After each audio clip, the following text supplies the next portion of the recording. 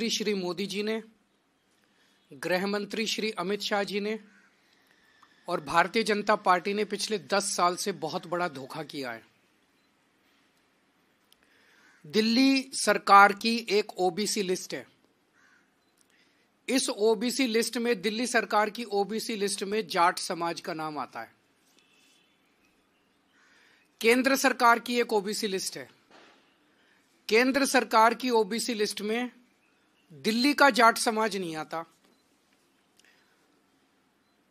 तो दिल्ली यूनिवर्सिटी में जब बच्चे एडमिशन लेने जाते हैं तो उसमें दिल्ली के जाट समाज को रिजर्वेशन नहीं मिलता।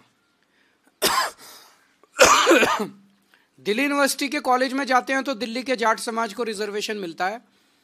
केंद्र सरकार के किसी भी कॉलेज में या यूनिवर्सिटी में जाते हैं या केंद्र सरकार की किसी भी संस्था जैसे दिल्ली पुलिस हो गई, डीडी हो गई, उसमें नौकरी लेने जाते हैं तो दिल्ली के जाट समाज को उसमें रिजर्वेशन नहीं मिलता।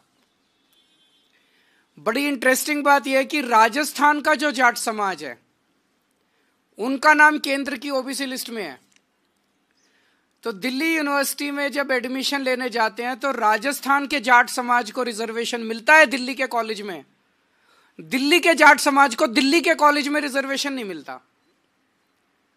ये तो हमारे पूरे दिल्ली के जाट समाज के भाइयों के साथ, बहनों के साथ बहुत बड़ा अन्याय है। और ये अन्याय ये जले पे नमक छिड़कने जैसा है कि 4 बार पिछले 10 साल में प्रधानमंत्री जी ने अपने घर बुला के और अमित शाह जी ने जाट समाज के नेताओं को आश्वासन दिया, भरोसा दिया, वचन दिया, गारंटी दी कि दिल्ली के जाट समाज को केंद्र की ओबीसी लिस्ट के अंदर डाला जाएगा। 26 मार्च 2015 को प्रधानमंत्री मोदी जी ने दिल्ली जाट समाज के प्रतिनिधियों को अपने घर बुलाकर यह वादा किया कि उन्हें केंद्र की ओबीसी लिस्ट में दिल्ली के जाट समाज को शामिल किया जाएगा। 26 मार्च 2015 को नहीं किया। उसके बावजूद 8 फरवरी 2017 को अमित शाह जी ने यूपी चुनाव से पहले चौधरी वीरेंद्र सिंह के घर फिर से दिल्ली और देश के जाट नेताओं को यह वादा किया कि जो स्टेट लिस्ट में ओबीसी जाती हैं उनको केंद्र की लिस्ट में जोड़ा जाएगा। फिर भी नहीं किया। 2019 के लोकसभा चुनाव से पहले दिल्ली में प्रवेश वर्मा के आवास पर अमित शाह ने जाट नेताओं से मिले, फिर वादा किया कि दिल्ली के जाट समाज को केंद्र की ओबीसी लिस्ट में शामिल किया जाएगा। फिर धोखा दिया, फिर नहीं किया। 2022 में दिल्ली में फिर सैकड़ों जाट नेताओं को बुलाकर अमित शाह जी मिले और वादा किया और फिर से धोखा दे दिया।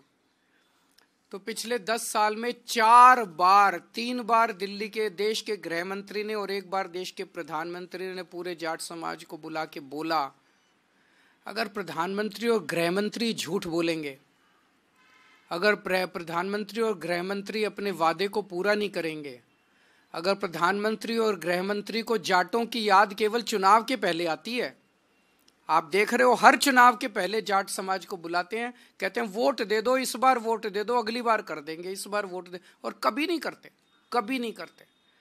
अगर प्रधानमंत्री और गृह मंत्री इस तरह से झूठ बोलेंगे तो फिर तो देश में कुछ बचेगा ही नहीं। फिर क्या बचेगा उसके बाद? किसके पास जाएं इसके बाद? अब ये बड़े मजे की बात है, जैसे मैंने बताया कि दिल्ली पुलिस में राजस्थान के जाट समाज को रिजर्वेशन मिलता है, दिल्ली के जाट समाज को नहीं मिलता। एनडीएमसी में, डीडीए में, सफदरजंग अस्पताल में, ऑल इंडिया मेडिकल में राजस्थान के जाट समाज को रिजर्वेशन मिलता है, दिल्ली के जाट समाज को नहीं मिलता।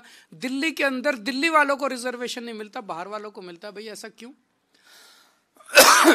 तो मैंने कल प्रधानमंत्री जी को चिट्ठी लिखी है, उस चिट्ठी की कॉपी अभी आप सब लोगों को बांट दी जाएगी। मैंने प्रधानमंत्री जी को उनके वादे, उनके और अमित शाह जी के वादे याद दिलाए हैं कि आप ये वादा पूरा कीजिए और जाट समाज के साथ धोखा किया गया है।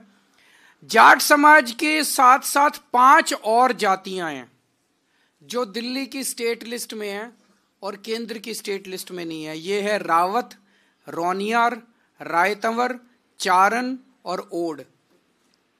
इनको भी दिल्ली की केंद्र सरकार के जितने संस्थान हैं वहां पे रिजर्वेशन नहीं मिलता। ये भी दिल्ली की ओबीसी लिस्ट में है, केंद्र की ओबीसी लिस्ट में नहीं है। तो जाट समाज के साथ साथ इन अन्य 5 जातियों को भी इसमें शामिल किया जाए, ताकि इन जातियों के युवाओं को भी शिक्षा में और रोजगार में उचित अवसर केंद्र सरकार के संस्थानों में भी मिलने लगे। दिल्ली में केंद्र सरकार की 7 यूनिवर्सिटी हैं, दिल्ली यूनिवर्सिटी के कई कॉलेज हैं, Delhi police, NDMC, DDA, AIIMS, Safdarjung, Rammanohar Lohia जैसे कई केंद्र सरकार के संस्थान हैं जहां पे रिजर्वेशन इन लोगों को मिल सकता है, जिसमें शिक्षा और रोजगार में इन लोगों को रिजर्वेशन मिल सकता है। तो हमारा निवेदन है कि जो धोखा 10 साल से भारतीय जनता पार्टी दिल्ली के जाट समाज को देती आ रही है, वो धोखा देना बंद करें, अपने पुराने वादे पूरे करें। और अगर पूरे नहीं करेंगे तो आज केजरीवाल दिल्ली के पूरे जाट समाज को ये वादा कर रहा है कि मैं आपके लिए संघर्ष करूंगा और मैं केंद्र सरकार से करवा के लेके आऊंगा, चाहे मुझे इसके लिए जो मर्जी करना पड़े। अगर कोई प्रश्न है तो आप बताइए। दिल्ली का चुनाव आम आदमी पार्टी और बीजेपी के बीच में है, ये इंडिया गठबंधन का चुनाव नहीं है। जो भी हमें समर्थन मिल रहा है, मैं उन सभी पार्टियों का दिल से शुक्रिया अदा करता हूं। वो हमें समर्थन दे रहे हैं। ममता दीदी ने समर्थन दिया और अखिलेश जी ने समर्थन दिया। मैंने इसमें मीडिया में ही देखा है कि शायद ठाकरे जी की भी पार्टी शायद समर्थन दे रही है। मैं सब लोगों का शुक्रिया अदा करता हूं, जो हमें आशीर्वाद दे रहे हैं, जो हमें समर्थन दे रहे हैं। कर लें, वो बस केस ही करने के लिए। वो बीजेपी उनको कहती है, वो तो बीजेपी का मोहरा है। बीजेपी कहती है चेस के अंदर 1 कदम चल तो वो 1 कदम चलता है, वो कहते हैं 2 कदम चल तो वो 2 कदम चलता है, वो कहते हैं राइट मुड़ जाओ तो वो राइट मुड़ जाता है, वो कहते हैं लेफ्ट मुड़ जाता है, वो कहते हैं केस कर क्या तो वो केस करता है, वो कहते हैं इन आदमियों को खरीद ले तो वो आदमी हो तो वो तो।